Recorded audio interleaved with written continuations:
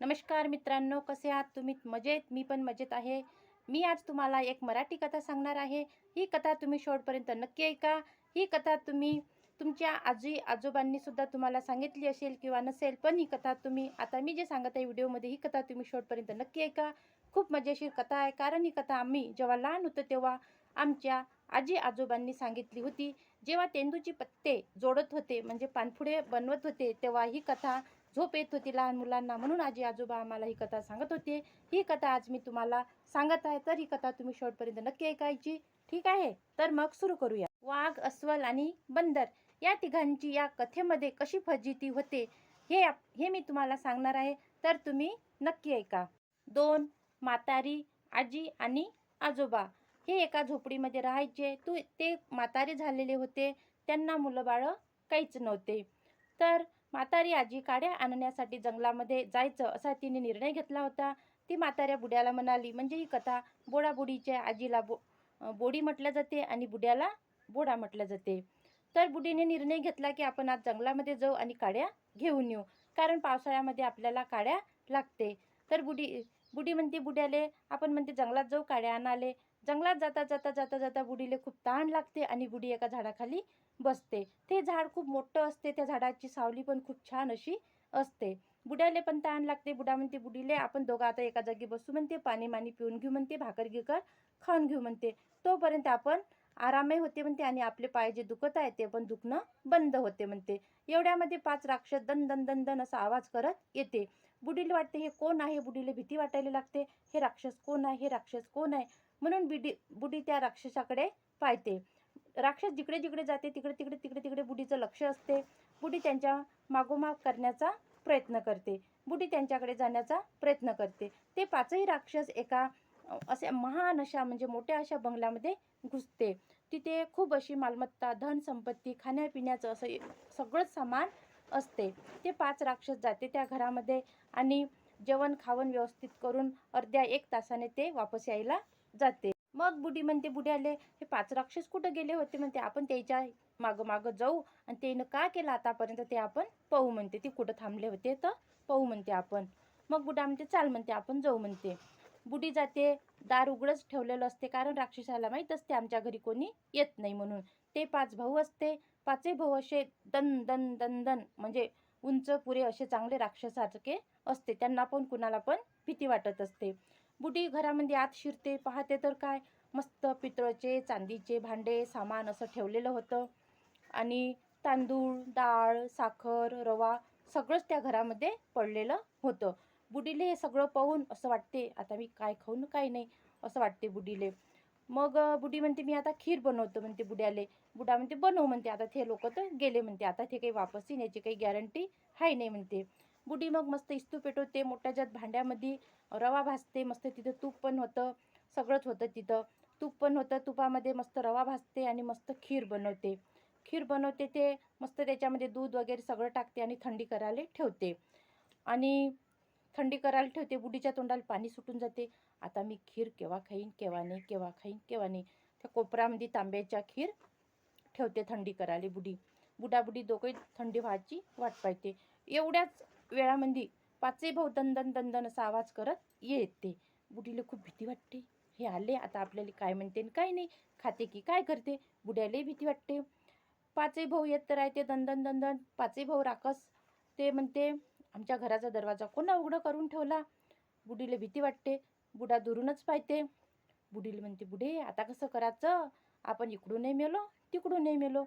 बुडी म्हणते थांबा, तुम्ही मला घाबरा नको, मी जे करतो ते चांगलं करतो.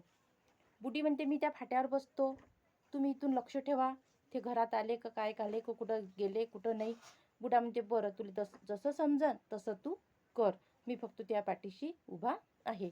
5ही भाऊ येते, घरात जाते. तेले मस्त मकमक मकमक असा खमंग असा वास सुटलो खिराचा. बुडीच्याही तोंडाला पाणी सुटून जाते. खीर केव्हा खाऊन केव्हा नाही. बुडी त्या फाट्यावर बसून राहते. बुडी म्हणते आता कसं करू, आता कसं करू. बुडा म्हणते बुडे ते आले, का करतं तू. बुडीनं केस मेस सोडले, ते दरवाजात पाय टाकला का नाही टाकला, बुडी भटकन कुदली खाली. राक्षसाईला वाटल्या आजपर्यंत कोणी आलं नव्हतं आमच्या घरी, आता कोण असं का आलं? बुडी, तिचा काळाबळा आकरा विकरा चेहरा आणि ते केस मोकळे सोडलेले, ते लुगडं फाटलेलं, ते पाचही राक्षस भाऊ भो पळत सुटते. राकस के घर में भेकस, राकस के घर में भेकस, राकस के घर में भेकस असं करत त्या एका मोठ्या झाडाखाली जाऊन बस. ते पाचही भाऊ असे विचार करत बसलेले असते. आमच्या घरामध्ये कोण आलं असन, कोण आलं असन, बसते ते विचार करत आणि मोठ्याने वरडत जाते, राकस के घर में भेकस, राकस के घर में भेकस. तेवढ्यात येते वाघ. वाघ म्हणते त्या राक्षस भावाला, काय झालं भाऊ? म्हणते तुम्ही इथं का बसले? म्हणते. ते म्हणते राकस के घर में भेकस, राकस के घर में भेकस. आजपर्यंत नाही ऐकलं म्हणते मी असं शब्द, राकस के घर में भेकस. चला म्हणते माझ्या मागं मागं, मी पाहतो म्हणते कोण आहे तर. राकस के घर में भेकस कसा राहते तुम्ही पाहतो म्हणते. वाघानं आपली दादागिरी दाखवली. चालला वरतं तोंड करत, आ आ आ असा करत. इकडे तिकडे इकडे तिकडे पाहते. बुडा पारदीवरच होता. बुडी तर आपल्या खीरखान्यातच गुंग होती. कोणी येते का म्हणून अजून. कोणी आलं गेलं तर आपला जीव वाचण्याची काही शक्यता नाही. वाघ येते. बुडा म्हणते बुडीले, बुढे तू खीरच खाशील का? तू वाघ आला वाघ, पाय त्याच्या मागं 5 भाऊ आले. बुडीची फटारते. मग वाघ आला, आता कसं करायचं? बुडी म्हणते इस्तो आहे तिथं, तिथं लोखंडाचा गोळा आहे, आपण तो गरम करून घेऊ. जसाही वाघ घरात आला तसा त्याच्या तोंडात टाकला गरम गरम. बुडा म्हणते बरं, तुला दिमाग आहे म्हणते, तुला आता मी तुझ्याच दिमागाने चालतो म्हणते, कर म्हणते, तुला जसं करूशा वाटन तसं. वाघ आला दरवाजात. बुडीनं मस्त लोखंडाचा गोळा गरम गरम करून ठेवला होता. जसाही वाघ आला तसा त्याच्या तोंडात टाकला. वाघ पळत सुटला.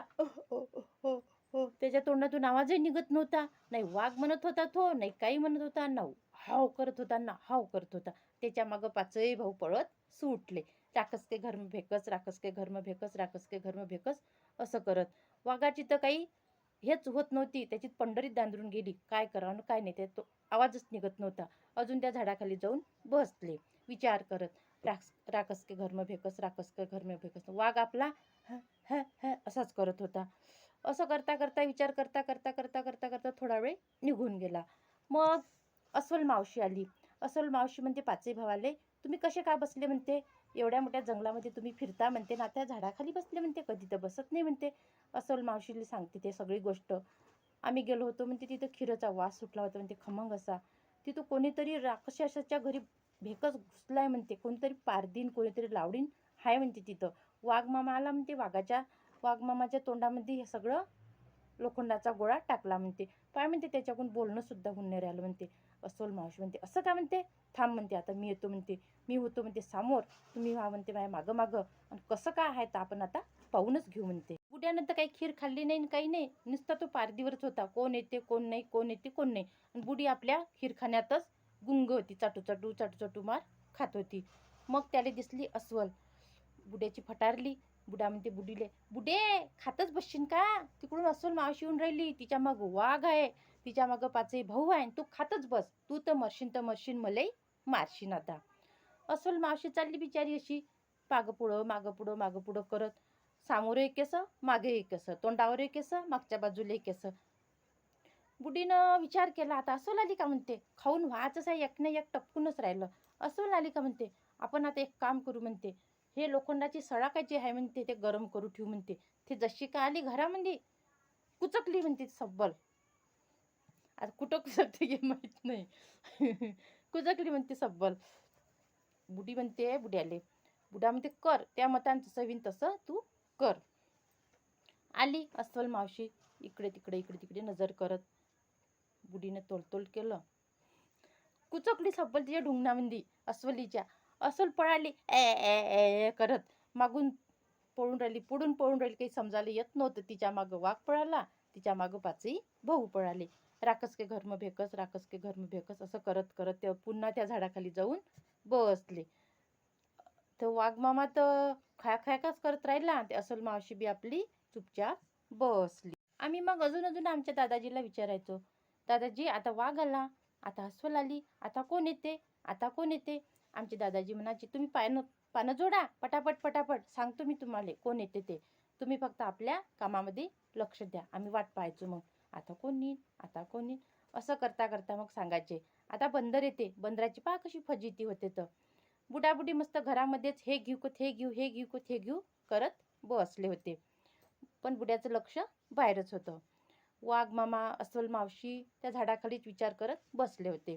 मग बंदर आला. बंदर म्हणते, बाप रे बाप, एवढे जण आज इथं बसले म्हणते. वाघ मामाही बसला, अस्वल मावशीही बसली. असा कसा वेळ भेटला म्हणते तुम्हाला आज बसाले म्हणते, रोज तर नाही भेटत होता म्हणते. मग ते राक्षस म्हणते, राकस के घर में भेकस, राकस के घर में भेकस. राकस के घर में भेकस, हा कोणता शब्द आहे म्हणते. राकस के घर में भेकस, तुम्ही स्वतःच तर राक्षस आहे, तुम्हाला कशाची भीती आहे म्हणते. आता कोण आहे म्हणते तिकडे, चला म्हणते मी येतो म्हणते. का झालं म्हणते, अस्वल मावशी तुला का झालं म्हणते, तू अशी कोण करून राहिली म्हणते, कॅंग कॅंग कॅंग कॅंग. आणि वाघ मामाला का झालं म्हणते, बोलून नाही राहिला म्हणते, काही सांगून नाही राहिला म्हणते. चला म्हणते मी येतो म्हणते, कोण काय तर मी पाहतो म्हणते. टुन टुन टुन टुन मी उड्या मारत जाईन म्हणते, पाहत जाईन म्हणते. चल म्हणते, मग एवढी तू हिंमत आहे तर चाल म्हणते. बंदर झाला पुढं, त्याच्या मागं झालं वाघ, त्याच्या मागं झाली अस्वल, त्याच्या मागं झाली पाचही भाऊ. चालले असे जसे काही दादागिरी दाखवत. त्याला जसं काही माहीतच नव्हतं का घडलं ते म्हणून. बुडाबुडी तर आपल्या ह्याच्यात होतेच. बुडा म्हणते, बुडे झालं का खाऊन खीर, खीर खाऊन झाली का तुझी, पाय आता कोण आलं, तो बंदर आला आता. बुडी म्हणते, आता बंदर आला का, थांबा म्हणते, तुम्ही चिंता नका करू, मी पाहतो म्हणते त्याले. इथं ढोला आहे म्हणते ज्वारी ठेवायचा, पहिल्याच्या जमान्यात राहत होते ढोले. त्या ढोल्यावर आहे म्हणते चाक बंडीचं. बंदर आला का कुठं ना कुठं बसतेच म्हणते. आपण दोघंही तिथं लपून जाऊ म्हणते त्या ढोल्यामध्ये. जसा काय तो बसला त्याची शपटी धरून होडू म्हणते, चांगलं जोर लावून होडायची म्हणते. तुम्ही तर खिरे नाही खाल्ली म्हणते, बुड्याली म्हणते बुडी. नाही खाल्ली म्हणते, मी त्या पारदीवरच होतो म्हणते, मराच आहे का म्हणते इथं त्या खिरेसाठी. बुडी म्हणते, बरं बरं मी खाल्ली झालं म्हणते, माझ्या तोंडाला पहिलेच पाणी सुटलं होतं म्हणते. मग ते आले दरवाजापर्यंत, तोपर्यंत आपले बुडाबुडी त्या ढोल्यामध्ये बसले. ज्वारीच्या वरतून ठेवलं बंडीचं चाक. बंदर आपला पात पात पात पात गेला दादागिरी दाखवत, मी गुतो कोई नाही. बसला त्या चाकार जाऊन, त्याची शेपटी लोंबली त्या चाकाच्या फटीतून खाली. बुडाबुडी एकामेकाला इशारा केला, चुपचाप. त्याने काही कल्ला केला नाही, कोचकन धरून ओढली त्याची शेपटी. असा पळाला ना बंदर, फनफन फनफन करत. काही सुधारलंच नाही, कोणाला काही समजलंच नाही याले का झालं म्हणून. त्याच्या मागं वाघ, त्याच्या मागं अस्वल, त्याच्या मागं पाचही भाऊ. राकस के घर में भेकस, राकस के घर में भेकस, राकस के घर में भेकस, असं करत करत पळाले. शेवटी त्या झाडाखाली जाऊन बसले. कोणाला का झालं काही समजतच नव्हतं. राक्षस आपले बिचारे चुपचाप चुपचाप बसले होते. राकस के घर में भेकस, राकस के घर में भेकस असे म्हणत म्हणत होते ते. आम्ही लहान लहान बहीण भाऊ होतो तर आम्हाला खूप उत्सुकता वाटायची, आता कोण येते, आता कोण येते. म्हणून आम्ही अजून अजून विचारत होतो, दादाजी आता कोण येते, आजी आता कोण येते. आता बंदर आला होता, बंदराची शेपटी तर तुटली, आता कोण येते, आता कोण येते. आमचे आजोबा म्हणायचे, आता कोणी येत नाही, थांबा तुम्ही, बंदराची कशी फजिती होती ते ऐका. मग त्याने विचार केला, आता आपण का करायचं. बुडाबुडी तर आपल्या घरामध्ये शिरल्या. बुडाबुडी पाचही भाऊ थकून गेले. कोणत्या पद्धतीने त्याला हाकलाच हे काही समजत नव्हतं. आता तुम्ही समोर नीट लक्ष देऊन ऐका. ते बुडाबुडी म्हणते, बुडी म्हणते बुड्याले, आपण एक गाठोडं बांधू म्हणते, त्याच्यात जे काही आहे ते घेऊन घेऊ म्हणते, आपल्या गावात आपल्या घरी चुपचाप चालली जाऊ म्हणते. बुडीला एवढा लोभ होता, एवढा लोभ होता, त्या गाठोड्यामध्ये का घेऊ ना का नाही. सोनं घेऊ, चांदी घेऊ, भांडे घेऊ, कुंडे घेऊ, खाज घेऊ, रवा घेऊ, साखर घेऊ, का घेऊ ना का नाही. एवढा लोभ होता बुडीले, खूपच लोभ होता. आणि बुडा त्या बुडीकडेच पाहत होता. तोपर्यंत त्यानं गाठोडं बांधलं.